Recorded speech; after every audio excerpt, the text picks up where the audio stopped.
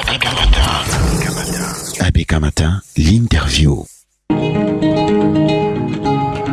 Sidonie Fika reçoit ce matin le docteur Éric Hervé Sacfon, il est nutrithérapeute. Bonjour docteur Éric Hervé Sacfon, nous sommes très heureux de vous avoir à nouveau dans ce studio. Bienvenue. Bonjour Fifi, bonjour aux auditeurs de ABK Radio. Avec vous, on parle de l'impact de la posologie alimentaire sur la santé. Nous avons coutume d'entendre parler de posologie lorsqu'il s'agit des médicaments, mais là on parle de posologie alimentaire sur la santé. Est-ce que cela correspond aux repas, aux quantités de repas que nous devons nous habituer à avoir dans lors de nos différents moments? Est-ce que c'est ce à quoi ça correspond? Par définition, le mot posologie, justement, renvoie à la quantité de médicaments à prendre, Oui. mais aussi à la fréquence à laquelle on doit prendre ces médicaments. D'accord. Et j'ai voulu allier posologie cette fois à alimentation pour justement amener l'auditeur qui nous écoute à comprendre que ça soit la quantité ou la fréquence, cela doit suivre un rythme bien précis parce que l'alimentation est un médicament. Oui. D'ailleurs, Hippocrate le dit et tout le monde le sait, parfois même le répète, sans toujours vraiment comprendre la profondeur de la phrase. Hippocrate disait en son temps que ton alimentation soit ton médicament. C'est dit qu'on ne devrait pas manger n'importe comment. On doit respecter effectivement une posologie en matière d'alimentation. Qu'est-ce que vous avez remarqué, docteur, lorsque vous observez les Camerounais se nourrir, lorsque vous êtes en famille, lorsque vous avez des patients que vous consultez, quelles sont les informations que vous recueillez, que ce soit à travers l'observation alors, les informations qui vous sont données par vos patients? Non seulement dans la population, Oui. chez les patients, même dans le corps médical. D'accord. Même dans le corps médical. Oui. Je vais devoir commencer d'abord par les patients, la population qui généralement est ignorante. Je me suis rendu compte que les gens mangent parce qu'ils ont faim. C'est-à-dire, je sens un creux, je trouve autour de moi tout ce qui peut me rassasier. Oui. Et je peux encore ajouter pour les plus rigoureux ce qui peut me plaire. Et ils vont plus loin, ce qui suffit à mon porte-monnaie. Oui. Alors je me gave, qu'importe. Si je trouve à côté du pain, et j'aime bien le pain lorsque c'est assaisonné avec du méchoui. Mhm. Et si mes moyens me permettent de m'offrir ça, je m'offre ça. Et si ça ne suffit pas, je double. Si je peux tripler, je triple jusqu'à ce que je me rende compte que je suis rassasié. Oui. En fait, voilà ce qui guide les humains lorsqu'il faut manger. Très peu ont la conscience de la quantité, de la fréquence et même de la qualité de l'alimentation qu'ils doivent prendre. Très peu.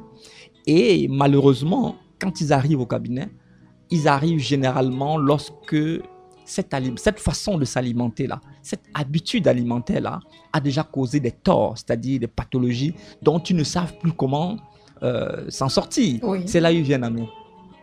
Et j'ai dit souvent, que de pathologies on aurait pu éviter, Oui. que de maladies on aurait pu éviter, si et seulement si on avait pris conscience de la quantité, de la fréquence, et aussi de l'impact de ces aliments pour la santé. C'est quoi généralement les quantités? Les quantités, peut-être ce sera un tout petit peu difficile de répondre à la question, mais la fréquence, vous remarquez que les Camerounais mangent à quelle fréquence? Est-ce que c'est dès qu'ils ont la possibilité d'avoir un repas devant eux et ils le mangent, ou alors ils sont quand même disciplinés dans leur grande majorité? La fréquence alimentaire, si j'ai quand même fait une petite étude au Cameroun. Oui. D'ailleurs, je l'ai documenté dans une émission, dans plusieurs émissions télévisées que j'ai faites. Oui. Et j'espère que ça sera diffusé sur nos chaînes, sur les fréquences, sur les qualités, Oui. sur les quantités et même les motivations pour lesquelles les Camerounais s'alimentent. D'accord. J'ai constaté qu'à Douala, par exemple, dans les grandes villes, Douala, Yaoundé, Bafoussam, les hommes s'alimentent généralement, se ruent vers le plat à la pause de leurs travaux. Ça Oui. veut dire c'est le travail qui donne le ton sur les horaires alimentaires des humains. Si vous allez à Akwa, vous allez vous rendre compte que la plupart des restaurants et des lieux qui font à manger sont rués par la population entre 12h jusqu'à 14h. Oui. Ce qui correspond généralement à la tranche de repos de ceux qui y travaillent. Oui. Par compte. Ça, c'est pour une catégorie de personnes. Pour d'autres personnes, pour les élèves, la plupart, c'est le matin qu'ils vont aller au boutiquier Oui. du coin pour prendre le pain chargé. Ça, c'est pour les élèves.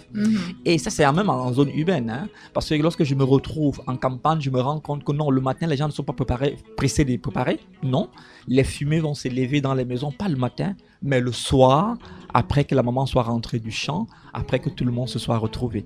Voilà les horaires. Mais ils mangent pourtant au village. Bon, nous sommes dans les horaires, les fréquences. Les fréquences où les gens mangent de manière générale, Oui, bien qu'il y ait des spécificités en fonction de certains coins qui peuvent se remarquer. En fait, qu'importe le lieu où on se trouve, que ce soit en campagne, en ville, que ce soit pour le cadre d'entreprise, que ce soit pour le bensiquineur ou l'élève, qu'importe la classe de la société qu'on a choisie, aucune de ces classes ne mange en rapport avec sa santé. Aucune de ces classes ne tient compte de la fréquence à laquelle il doit manger proportionnellement à sa physiologie ou alors ce qu'il doit manger en tant qu'humain et les horaires auxquels il doit manger. Très peu.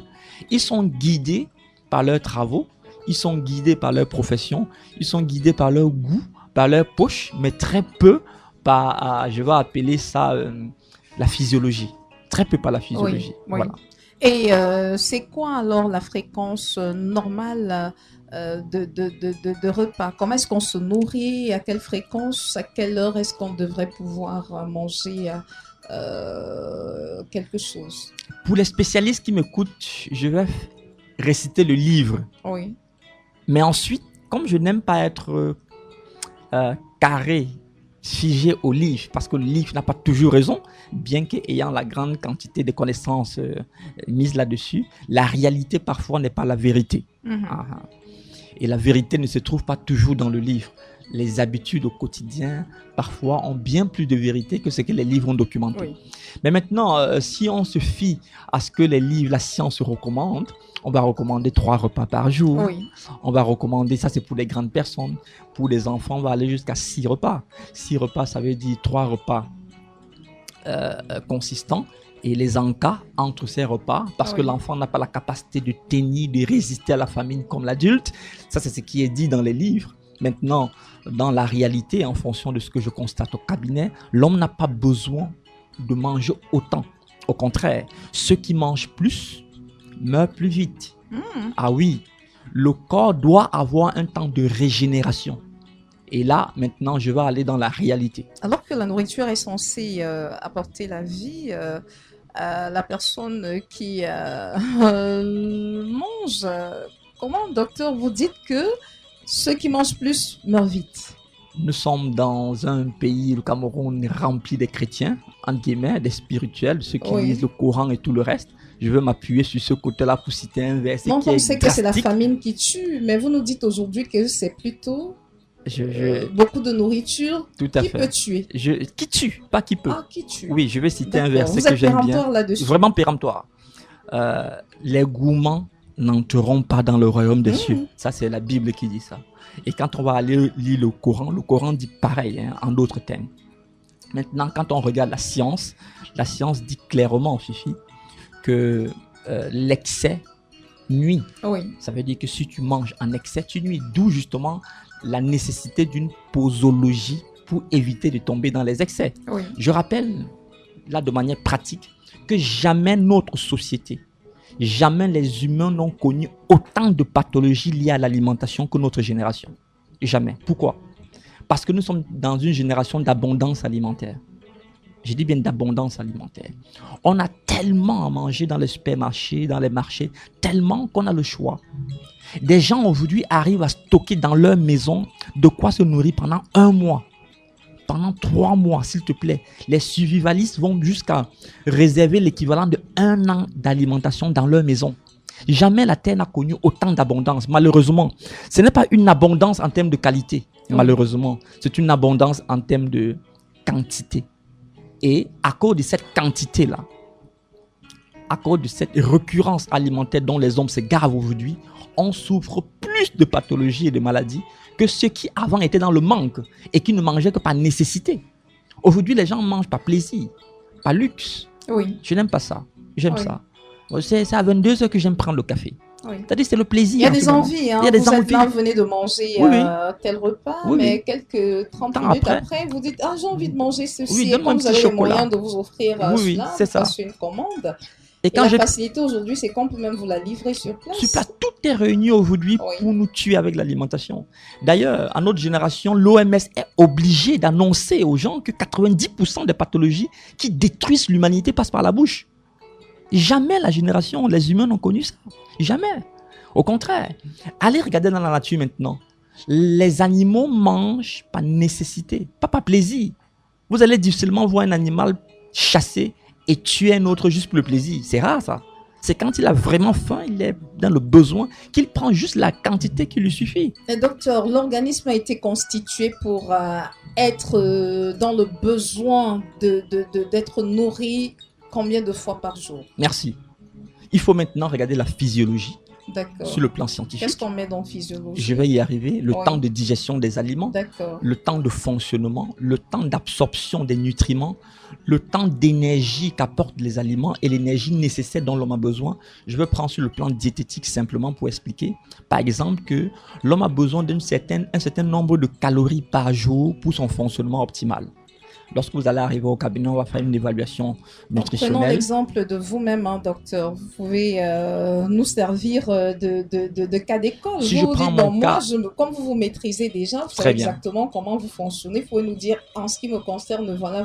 Premièrement, Et voilà ce que ça donne. Je fais un check-up tous les mois Oui. de mes valeurs, de mes carences, des besoins nutritionnels, tous les mois au cabinet, puisque moi-même je l'ai. C'est autant nécessaire Oui, de oui, faire oui. un check-up de Pour façon quelqu'un qui est mensuelle. aussi rigoureux que moi et qui ne mange pas n'importe quoi, C'est que- quoi l'objectif recherché lorsqu'on fait un check-up rigoureux, rigoureux mensuel? c'est pour vérifier les potentielles carences alimentaires, Oui, vérifier que les aliments que je prends m'apportent les valeurs nutritives nécessaires pour mon fonctionnement. d'accord. C'est pour vérifier la capacité de vitalité de mes organes vitaux, Oui. vérifier si mon cœur fonctionne normalement en termes de pourcentage, les reins et tout le reste. C'est pour vérifier mon activité physique, la quantité d'eau que je bois, est-ce que ça irrigue de manière optimale les organes vitaux. Oui. En fait, le check-up permet de vérifier tout ça D'accord. et m'empêcher de me retrouver dans un cas de pathologie. En ce moment, le check-up régulier me permet d'anticiper et d'être dans la médecine préventive. D'accord. C'est d'ailleurs pourquoi je peux le dire à ceux qui m'écoutent que je n'ai jamais connu un lit d'hôpital. Jamais. Je sais parce que c'est qu'une seringue. Jamais. Les médicaments, je ne les prends pas. Mais ce n'est pas un hasard. C'est conscient.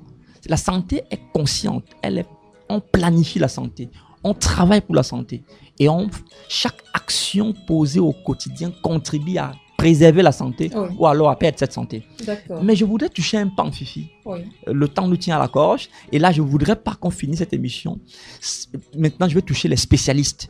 C'est-à-dire, lorsque je parle comme ça s'adresse plus à l'auditeur lambda Oui. qui ne connaît pas les valeurs nutritionnelles et tout Oui, le reste oui. et qui mange n'importe comment. Mais je veux toucher les spécialistes, c'est-à-dire les médecins dans les hôpitaux qui très souvent vont prescrire des posologies des médicaments, mais vont négliger des posologies des aliments. D'accord. Pourtant, il y a des aliments qui vont interférer avec les médicaments et rendre presque inefficace le médicament, et d'autres encore augmenter et multiplier même par 15 l'impact de ces médicaments, détruisant plutôt ceux qui consomment. Pourtant, au préalable, le médicament donné était de bonne qualité. Oui. Parce que l'aliment qu'on a joué avec a plutôt détruit. Et ça, les gens ne savent pas ça. En principe, dans Puisque chaque... c'est chacun qui se débrouille à manger ce qu'il Tout peut à manger. fait, Et tout après, à qu'on fait. lui a prescrit des médicaments, Allons dans il ne des- sait pas ce qu'il doit prendre, ce C'est- qu'il doit éviter. C'est terrible. Et certains médecins vont prescrire les médicaments qu'il faut, mais laisser le patient manger comme il veut, Oui. en fonction des moyens du patient. Et se retrouver avec des patients qui vont plutôt empirer dans leur état de santé, Oui. non pas parce que la prescription médicale était mauvaise, mais parce que l'alimentation donnée n'a pas En fait, parce qu'on n'a pas accompagné cette prescription d'une alimentation appropriée. Merci Voilà. Fifi, c'est exactement ça le mot. Oui. On devrait faire autant de posologie sur le plan médical qu'on le ferait sur le plan alimentaire. Pour quelle raison? Je veux prendre l'exemple de quelques aliments Oui. qui, pris avec certains médicaments, peuvent tuer. Oui. Et c'est pourquoi je vais saluer ici certaines cliniques qui ont pris la peine, lorsque vous intégrez leur centre, interdisent que les repas du patient viennent de la maison. Oui. Il y a des cliniques à Douala qui le font. Et ça, je salue ça. Bon, il y a aussi des hôpitaux publics qui le font. Ah. Peut-être le font sans toutefois intégrer. Ils n'intègrent pas ça pour la plupart. Parce oui. que souvent, ceux qui font à manger dans ces hôpitaux, c'est les services traiteurs D'accord. qui n'ont aucune notion de valeur sanitaire des aliments qu'ils prescrivent. D'accord. Où tu vas retrouver dans le plat d'un diabétique les fritures de poulet avec les pommes. Où tu vas retrouver dans le plat de celui qui subit un cancer, d'une chimio, le porc. J'en ai vu dans les hôpitaux. J'ai la chair de poule lorsque j'ai vu ça. Mais très peu de médecins, justement, vont faire cette corrélation-là. Moi qui suis nutrithérapeute, je suis très regardant dans l'alimentation d'un malade. Oui. Parce que déjà en santé, l'alimentation est difficile. Oui. Quand vous êtes malade, avec un système immunitaire réduit, l'alimentation a encore un plus grand impact pour vous. On devait être regardant dans ce qu'il mange. Maintenant, regardons les aliments qui peuvent détruire si c'est pris avec certains médicaments. Et ça, c'est important de le noter. Regardons l'exemple des agrumes. Oui. Les oranges. C'est facile, les hein. pamplemousses. Justement, c'est facile Oui. quand quelqu'un est couché à l'hôpital Les mandarines. de lui apporter les Les fruits, oranges, oui. les pamplemousses, Oui. les oranges. Les On va mandarines, dire non, oui. il faut prendre beaucoup de fruits. Mhm. Peu importe ce que tu prends comme médicament, prends beaucoup de fruits. Ah Ça va oui, t'aider. on sait que c'est fruits, docteur. Maintenant, écoutez-moi bien ceci. Lorsque vous allez prendre par exemple de pamplemousse, Fifi, et sachant que le pamplemousse, lui, va permettre à empêcher la coagulation dans le sang. D'accord? Oui. Et qu'à côté, vous prenez des médicaments, par exemple, contre le cholestérol, le mauvais cholestérol. Vous avez un risque d'avoir des crampes. Par exemple, ça veut dire que si quelqu'un est suivi pour le rééquilibrage du cholestérol et qu'il prend le pamplemousse ou l'orange au petit déjeuner accompagné au moment où il prend ses médicaments, il court plutôt le risque d'avoir des crampes aiguës. Parce qu'il y a plutôt une coagulation alors qu'il devait prendre des médicaments qui sont anticoagulants. Oui. Par exemple, si quelqu'un prend des médicaments qui sont anticoagulants et qui prend par exemple les choux Mhm. comme repas, il court le risque de créer dans ses vaisseaux les cailloux de sang. Par exemple. Alors qu'on va se dire que le chou, c'est un légume. Oui, et les légumes et c'est les fruits conseillé. sont bons pour la santé. Très bien. Oui. C'est-à-dire c'est des aliments qu'on pourrait dire, c'est des aliments sains. Mais sauf que l'aliment sain là, lorsque vous le prenez non loin de la prise d'un certain médicament, crée plutôt des problèmes. Parce que ces aliments sont en eux-mêmes des médicaments. Il ne faut pas oublier, quand on parle que ton alimentation soit ton médicament, c'est littéralement vrai. Encore que nutrithérapeute, j'arrive à sortir des patients avec uniquement l'alimentation. Oui. Maintenant, quand l'alimentation maintenant va suivre tout le système digestif, ça va prendre du temps d'être assimilé, ça va. Et pour certaines personnes qui souffrent beaucoup, on va se passer de tout le système digestif, aller directement dans le sang pour faire des injections. Mhm. Mais n'en demeure pas moins que l'alimentation qu'ils consomment apporte quand même ces aliments, ces nutriments-là. Oui. Ok. Allons plus loin. Et là, je vais un peu faire peur à ceux qui me coûtent. Mhm. Pour ceux qui prennent les laitages, Nous c'est-à-dire avons le lait. déjà peur, hein, docteur. Avec ce qu'on a déjà entendu, si vous nous réservez pire que cela, Pour ceux qui prennent les laitages. Et on sait que dans les hôpitaux, il y a toujours un petit cafétéria non loin oui. où le matin, on va aller chercher le lait d'une tasse pour venir donner aux patients à Oui. l'intérieur. Mais Omelette. omelette et tout le reste. Garnie Très bien. au spaghetti. Ah, Purée fifi. d'avocat. Mm. Enrichi au lait Ah. concentré à la mayonnaise. Tout et ce qu'il autres. faut pour réduire la vie d'un humain. Tu cites là l'ensemble des éléments qu'il faut pour réduire la longévité de Alors l'humain. qu'on est en train de se battre pour sauver une personne qui est en détresse. Tout donc, à fait. Erreur, malheureusement. Et puis, si quelqu'un doit donc consommer le laitage, 2 heures après avoir pris, par exemple, des compléments en calcium, Mhm. c'est-à-dire il a une carence en calcium, on va lui demander de le supplémenter, et qu'il prend le laitage, mais il va plutôt fragiliser ses os. De laitage, ça Tout ce qui est lait, Ah, d'accord, d'accord. surtout d'origine animale. Parce Ah, qu'on mais sait que les les yaourts laits, aussi. bien sûr, non, les yaourts c'est différent, parce que les D'accord. yaourts ont quand même subi un processus de lactofermentation, Oui, oui. qui plus pour eux, ce n'est pas en vitamine C dont ils sont riches. D'accord, Ils sont plutôt riches en d'accord. probiotiques, c'est D'accord. différent. Mais pour les laits, par exemple, que vous allez trouver toutes les formes de Mhm, lait, oui. écrémé, Lait en tout le poudre, reste, tout ce que vous écrémé, citez, Oui, oui, justement. qui sont généralement très riches en vitamine C, Stérilisé, Écrémé et tout le reste. et que vous leur donnez maintenant des suppléments, les compléments alimentaires pour supplémenter la vitamine C. Et on sait que le lait est déjà riche en vitamine C. Au lieu d'aider plutôt la croissance osseuse, vous allez plutôt fragiliser cette croissance osseuse parce qu'on sera en surdosage. D'accord. D'accord? Mhm. Prenons l'exemple des brocolis. c'est-à-dire des aliments riches en vitamine K. Oui. Ça, c'est les légumes, hein, les brocolis, les épinards, les avocats, qui sont des aliments sains, qu'on pourrait dire. Oui. Mais alors que celui à qui vous donnez ça est en train de prendre des anticoagulants, il risque, effectivement, cailloux de sang, AVC. Ça veut dire qu'on peut se retrouver avec des gens qui font des AVC parce qu'ils ont pris les brocolis, parce qu'ils ont pris les avocats, les laitues, parce qu'ils ont pris des choux avec un médicament qu'il ne fallait pas. D'accord, Fifi? Oui. Vous comprenez donc qu'il y a une nécessité de contrôler la qualité de l'alimentation de celui qui est malade, surtout lorsqu'il prend certains médicaments.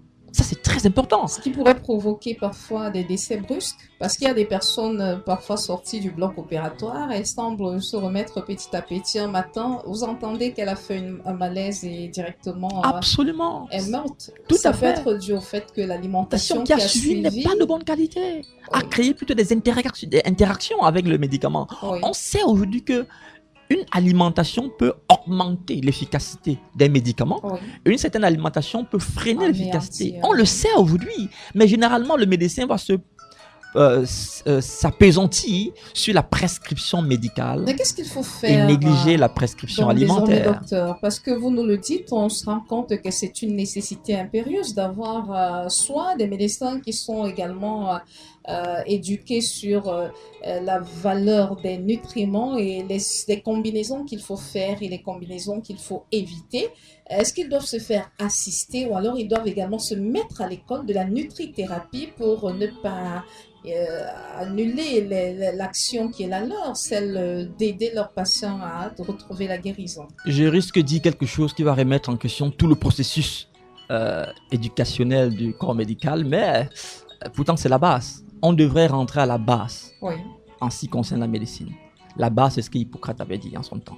Que ton alimentation soit ton médicament. Qu'on ne s'appesantit pas seulement sur les composés, les molécules chimiques, mais qu'on regarde d'abord la base Oui. de la santé de l'humain, qu'est l'alimentation. Et là-dessus, en médecine, même en première année déjà, Oui, oui. en médecine générale, Pourquoi pas on consacrer inclut. peut-être toute la première année à cette étude-là Tout à et fait. à partir de la deuxième année, Ça, c'est une possibilité. oui. Mais je parce sais que c'est quand combien, même 7 ans d'études. je sais combien ça sera difficile de changer les mentalités. Pourquoi, docteur? Parce que Ils ont pour rôle de sauver des vies. Je S'ils ont des éléments qui peuvent leur permettre d'y Je- arriver, pourquoi être réfractaire Fifi, Oui, docteur. oui, c'est une discipline qui permet de sauver des vies et ils le font si bien au quotidien. J'encourage tous les médecins, Oui.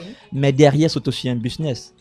Et si je te dis clairement et comme je dis aux patients, ça, prends ça, tu n'auras pas telle pathologie. Je vous te donne à toi le pouvoir de ne plus toujours être malade. Oui, de ne plus te retrouver à l'hôpital. Mais quand le plan de santé d'un peuple n'est pas d'éviter les maladies, mais plutôt de soigner les maladies, ça devient compliqué. Il faut changer carrément tout le concept sanitaire. D'accord? Pourtant, en Chine, c'est le cas.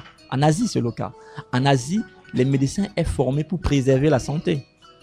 Pourtant, en Europe, le médecin est formé pour soigner la maladie. Ça fait toute la différence. Mais on devrait se mettre tous à l'école de l'alimentation comme étant moyen de santé. Et pour ceux qui ne peuvent pas le faire en amont, au moins prendre en compte la qualité des aliments lorsqu'ils vont prescrire des médicaments qui vont aller avec.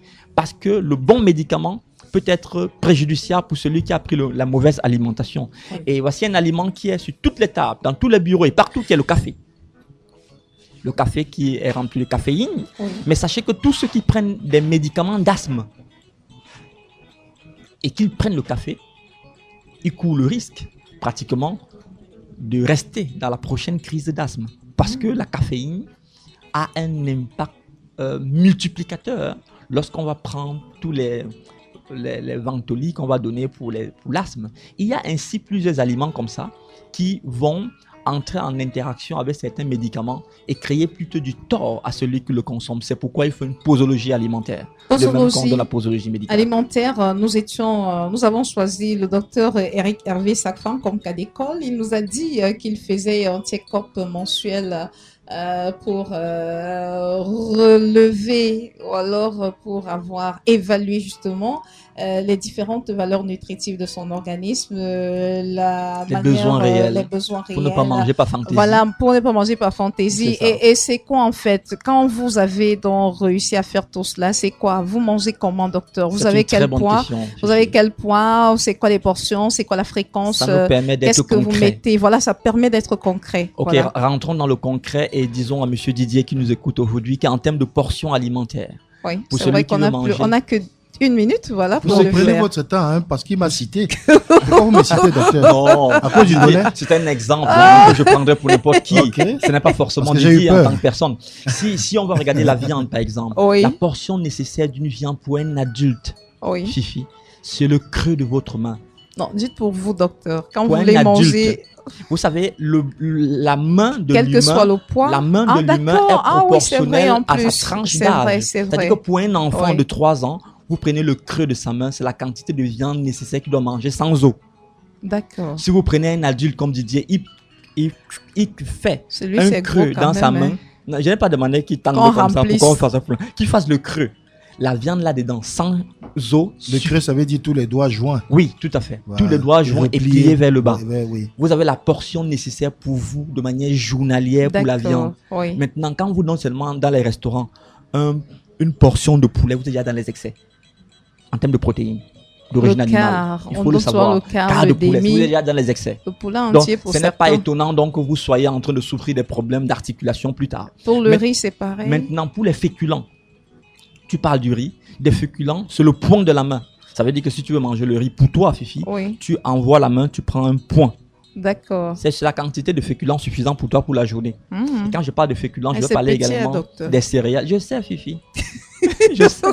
Vous comprenez que généralement, nous mangeons non pas ce qui est nécessaire, mais nous sommes dans des excès. Oui. Et je sais que tous ceux qui les gourmands n'entreront pas au ciel. Et je vais finir, Fifi, pour le poisson. Pour le poisson, c'est le long de la main. Mhm. Ça veut dire que tu tends long comme ça. Oui. La longueur. La main, la main. Oui. Pas la le main. bras, la main. Non, la main. Parce que... Ah, D'accord, Didier. mais le- là, au moins, le c'est- bras, on est Donc, il y déjà- en a qui mangent un poisson long Là, au comme le moins, bras. mais là, au moins, c'est Il y en quand a même même un une en costaud. face de vous. C'est un costaud morceau. Voilà.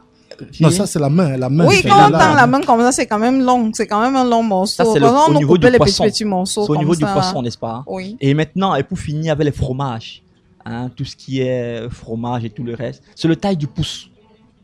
Pouce, en termes de quantité. Quand je vois les gens mettre ça dans le pizza, étaler le fromage, ils sont dans des excès. Ils sont dans un suicide alimentaire. Mais lorsqu'ils docteur, mangent cette vous portion. répondez quoi à l'auditeur Sirobet qu'on salue par ailleurs, qui se demande si ce n'est pas mieux de ne manger que lorsqu'on ressent vraiment une sensation de faim. Absolument. D'ailleurs, Oui, il on a le raison. devrait... Absolument. Parce que j'ai un véhicule. Pour m'arrêter à une station, il faudrait que je voie là l'indication de risque de carburant. Pourquoi est-ce que je mettrais du carburant dans mon véhicule alors que le réservoir est plein? Ça n'a pas de sens. Pourquoi est-ce que les hommes devraient manger, mettre l'essence, le carburant de leur corps qu'est l'alimentation, alors que le corps n'en a pas besoin? Les yeux, docteur. Les yeux, n'est-ce sont pas? plus gros que le ventre. C'est ça. Et c'est les yeux là Et qui puis les dans la conduisent tête souvent au aussi, on suicide s'est déjà dit alimentaire. qu'à midi, on doit manger. Le Mhm. matin, on doit prendre le petit déjeuner. Je n'ai Peut-être pas à faim. 8h, Oui, 9h. je n'ai pas faim, mais je vous accompagne quand même. Je vous accompagne quand même. Bon, en fait, je n'ai pas vraiment faim, mais je respecte quand même l'effort que tu as fait à la cuisine. Donne-moi. Et l'effort là, il finit un plat costaud, alors qu'il n'avait pas vraiment faim. Et finalement, en termes de matière grasse, c'est-à-dire les huiles et tout le reste, qui Oui. sont aujourd'hui une catastrophe dans les ménages, où je vois des femmes acheter 1 litre d'huile et ça finit en une semaine dans une maison. C'est une catastrophe alimentaire. Pire encore, l'huile raffinée. Sachant que la quantité d'huile nécessaire pour un humain, c'est le bout du pouce. Ça veut dire votre ongle. Vous regardez le pouce. Le bout Le du niveau de pouce. votre ongle là. C'est la quantité d'huile que vous devrez manger. En d'autres termes, on ne devrait presque pas manger d'huile. Je parle là avec un ton serré, en regardant bien Massou Vous qui est en nous face. grondez- vous nous Fifi grondez et même, Didier. docteur. En grondant même Voilà s'il le même faut. Massou qui vous dit de prendre, d'aller au-delà, hein, Fifi. S'il faut encore 3 minutes, prenez-en 3. Je Hein, prends- Fifi. Hein, Oui, Suzy. oui, Si ça merci peut, Suzy, si ça peut parce vous que aider là- et aider nos auditeurs, c'est très important. Je vous rappelle qu'aujourd'hui, les graisses saturées tuent plus que le sucre. On a accusé tellement le sucre partout. Oui, il y a le sucre, mais aujourd'hui, son concurrent numéro 1, c'est les graisses, c'est les huiles. Que d'huile dehors, mais quel genre d'huile? Les huiles trans. Et on va se retrouver des mamans en train de faire des fritures. Plonger l'aliment totalement dans l'huile. Je rappelle qu'une pomme, par exemple, qui est très peu gras, en termes de calories. Vous le mettez dans de l'huile, vous faites frire. À la fin, vous multipliez par 500 la quantité de calories d'une pomme juste parce que vous avez fait frire cette pomme-là. Vous comprenez donc que l'huile peut multiplier excédemment la quantité de calories et d'énergie, malheureusement de la mauvaise énergie pour le corps. C'est pourquoi l'huile, si vous regardez les portions que je donnais tout à l'heure, Oui. la portion la plus petite, c'est la matière grasse. Tout à fait. Parce que dans la nature, vraiment, le gras est presque inexistant. Si oui, dans les oléagineux, qui sont très très petits, s'il fallait manger en termes de quantité, quand je sais que je dois manger au trop le point d'un arachide, de l'arachide, Oui. et que pour avoir 1 litre d'huile d'arachide, il faut un seau de 10 litres. Vraiment, je comprends que pour finir 1 litre d'huile d'arachide, il me faut des années, ou alors des mois. Oui. Mais quand on se retrouve dans des maisons en train de prendre 1 litre d'huile pour une semaine, on achète un carton d'huile pour 1 mois. C'est pas possible. Qu'est-ce qu'on mange mal aujourd'hui? Qu'est-ce qu'on mange mal? Bon, heureusement que vous écoutez ABK Radio, où désormais la vérité vous est donnée sans filtre. Et vous donne ici la possibilité de prévenir les pathologies et de consolider votre santé au lieu de subir les maladies et d'être des charges pour ceux que vous aimez malheureusement. Merci docteur. Vous avez changé de local. La nouvelle adresse pour vous rencontrer du côté de Révis, c'est où? Juste à côté. J'ai tout fait pour me rapprocher de ABK. On peut vous appeler à tout moment. Je suis justement à Denver maintenant. Oui. Mon amour, ça dit Denver, juste Oui. derrière la station Total. Wow. Vous y arrivez, les bureaux de Révis sont là. Oui. Et aussi désormais avec un showroom Oui. où tout ce que je dis là, vous pouvez le voir et le toucher. Oui. Et l'emporter directement si vous le voulez. Numéro de téléphone, docteur, pour ceux qui veulent vous contacter directement. 677 22 Oui. 63 98. Oui. 677 22 63 98. Par WhatsApp, c'est mieux. 677 22 63 98. Désormais, le showroom est ouvert à Révis pour vous permettre de vous acquérir immédiatement des aliments que vous voulez, des conseils que vous voulez et aussi même de la posologie. Le suivi est gratuit. Pardon à ceux dont on ne Merci. peut pas rendre les messages Merci, à l'antenne. docteur. Il y a Neko par exemple qui se demandait si un check-up tous les mois, vu la conjoncture chez nous, ce n'est pas trop, ce n'est pas too much. Donc, Le check-up, il coûte 15 000 francs mensuels, mais s'il s'abonne pour 1 an, ça coûte 3 000 francs mensuels. Est-ce que D'accord. 3 000 francs par mois, c'est non, beaucoup? non, c'est pas beaucoup, pas du tout. Ça Allez, n'atteint même merci pas à le vous prix de tous. 3 bières. Franck, ils sont très nombreux les auditeurs qui ont réagi. Merci docteur Je vous en d'avoir prie, répondu à nos questions Je ce vous en matin. Bon retour, hein. Vous nous avez manqué. Merci. À très bientôt pour une autre J'espère que édition. Mars ne va pas me fusiller derrière.